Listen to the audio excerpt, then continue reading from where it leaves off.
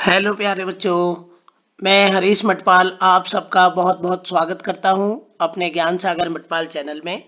बच्चों, आज की इस वीडियो में मैं आपके लिए लेके आया हूं exercise 10.4 ninth class NCERT maths. तो एक्सरसाइज 10.4 को हम लोग देखते हैं एक एक करके इसके सवालों को।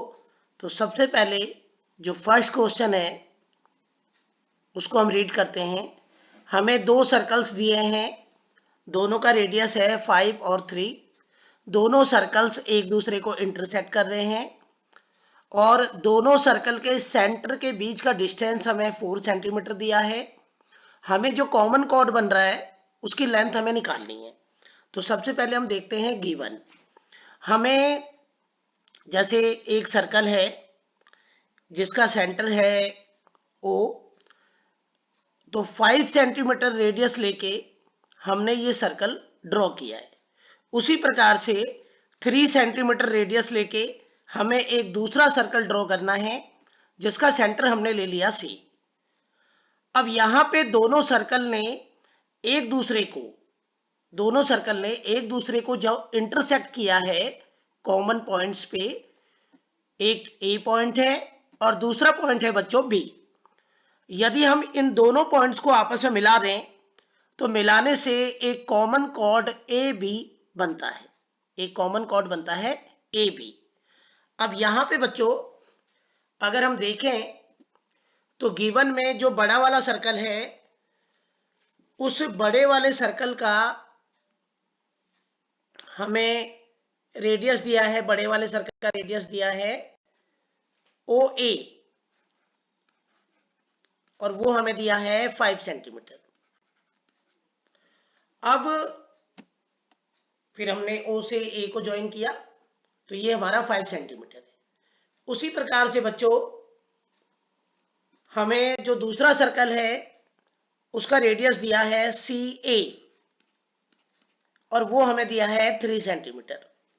फिर हमने सी से ए को ज्वाइन किया तो ये आया 3 सेंटीमीटर।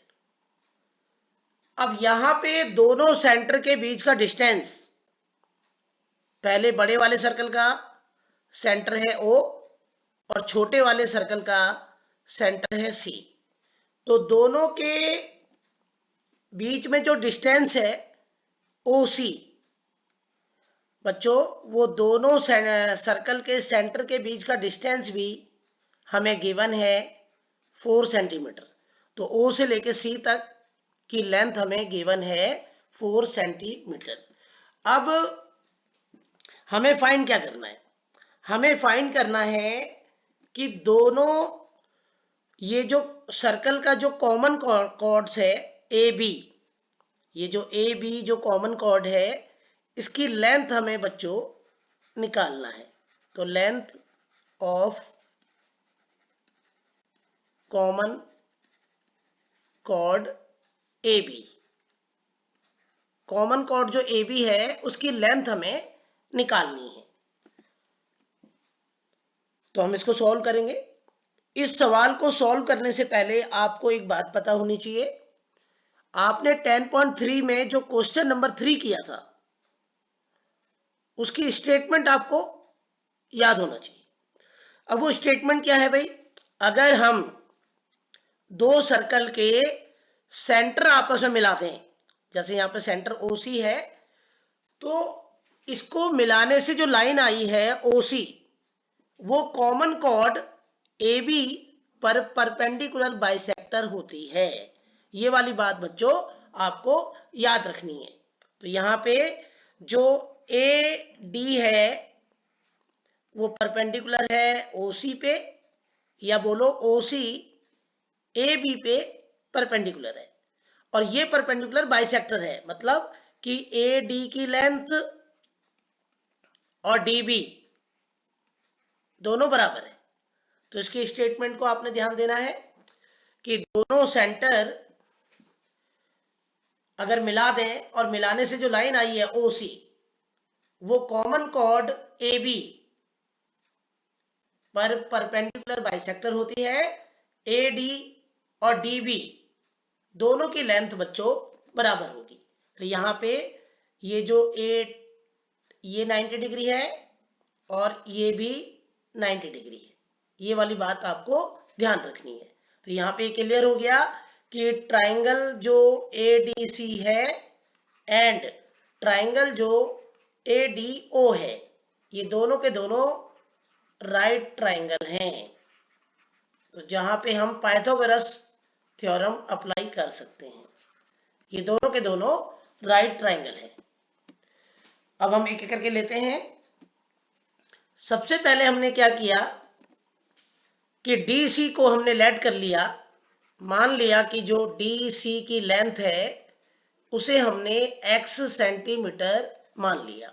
ये D से लेके C तक की लेंथ को हमने बच्चों x सेंटीमीटर लेट कर लिया। ठीक है।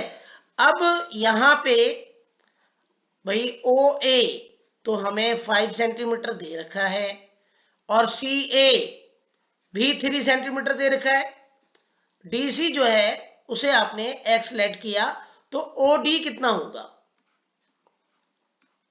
OD कितना होगा बच्चों? O से लेके C तक हमें गिवन है 4 सेंटीमीटर। तो यदि मैं OC में से DC माइनस कर दूं, यदि OC में से DC माइनस कर दूं बच्चों, तो OD की लेंथ निकल के आ जाएगी। अब दोनों सेंटरों के बीच का डिस्टेंस हमें दे रखा है OC कितना दिया है 4 सेंटीमीटर, और DC को हमने लेट किया है x सेंटीमीटर। तो यहां पे OD निकल के आ गया 4 माइनस x।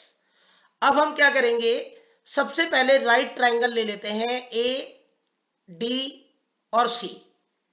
तो हमने एक राइट ट्राइंगल ले लिया AD और C।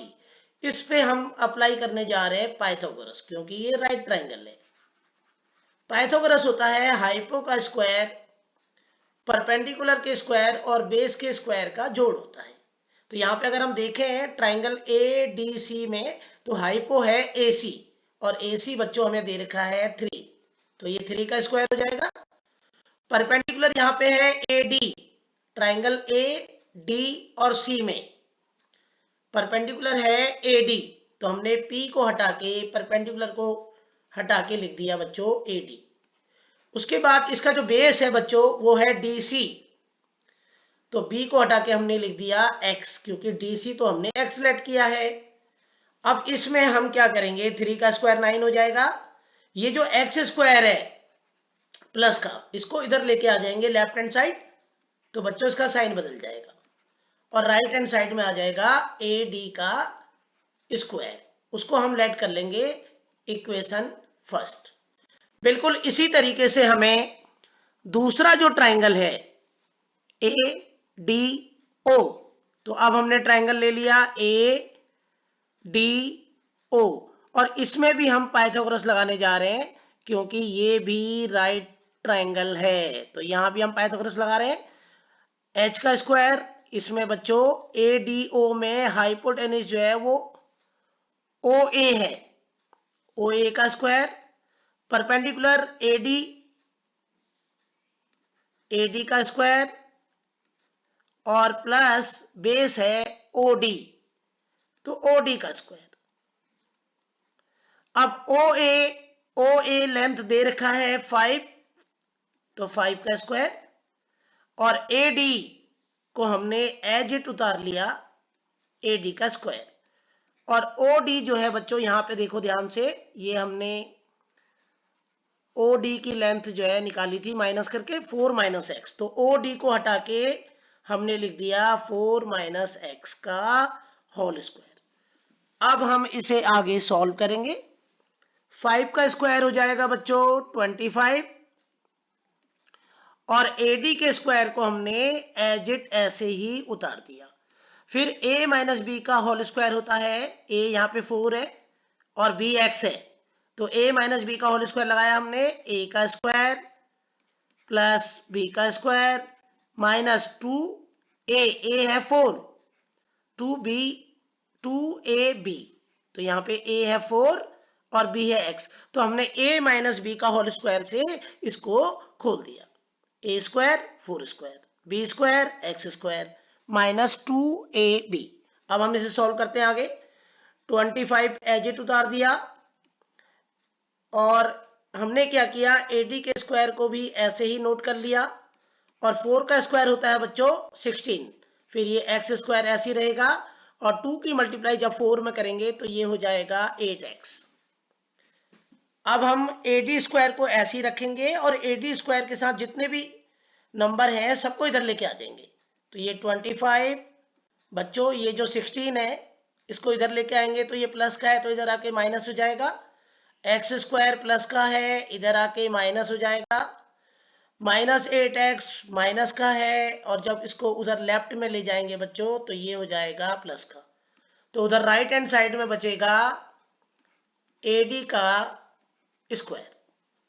अब इसको हम ले लेते हैं इक्वेशन 2। अब अगर हम ध्यान से देखें और इक्वेशन फर्स्ट एंड 2 को देखें तो दोनों का राइट हैंड साइड सेम है, AD स्क्वायर। जब दो इक्वेशंस का राइट हैंड साइड सेम होता है बच्चों तो उनके लेफ्ट हैंड साइड भी सेम होते हैं। तो हमने इक्वेशन फर्स्ट का लेफ्ट हैंड साइड है 9 माइनस एक्स स्क्वायर, तो उसको उतार लिया। और जो इक्वेशन 2 है उसका जो लेफ्ट हैंड साइड है 25 minus 16 minus x square plus 8x। तो इक्वेशन 2 का लेफ्ट हैंड साइड भी हमने लिख दिया। अब हम इसको सॉल्व करते हैं भाई। एक्स स्क्वायर कैंसिल क्योंकि दोनों माइनस है, इधर आके प्लस हो जाएंगे, कैंसिल हो गए। फिर ये बचा 9 और 25 में से जब मैं 16 माइनस करता हूं तो 9 आएगा। 25 माइनस 16 प्लस 8x। अब बच्चों ये 9 भी कैंसिल हो जाएगा तो ये बचेगा 0 इक्वल टू 8x। ऐसे में अगर मैं x की वैल्यू निकालता हूं तो वो हो जाएगा 0/8। और जब हम 0 को किसी नंबर से डिवाइड करते हैं बच्चों तो 0 आ गया, तो हमारा x आ गया 0। तो ये x इक्वल टू जो 0 आया है इसे मैं रखूंगा putting in first. Equation first में रखते हैं हम लोग। सबसे पहले फर्स्ट उतार लेते हैं, 9 minus x square equal to AD का स्क्वायर। अब यहां पे हमने x को हटा के उसकी जगह क्या रख दिया बच्चों, 0 इक्वल टू, ये ऐसे रहेगा। तो बच्चों यहां पे हमें नजर आ रहा है कि जो AD है, AD की वैल्यू निकल जाएगी यहां पे। ये AD स्क्वायर इधर आके इस पे रूट हो जाएगा। तो यहां पे जो AD निकल के आया वो AD जो है इक्वल टू 9 का स्क्वायर रूट होता है 3। AD की वैल्यू 3 निकल के आ गई। अब बच्चों AD और DB दोनों सेम है क्योंकि जब दो सेंटर को आपस में मिलाते हैं तो वो कॉमन कॉर्ड पे परपेंडिकुलर बाइसेक्टर होता है। तो जो AB की लेंथ हमें निकालनी है, हमें क्या निकालना है, AB की लेंथ। AB क्या होगा, AD।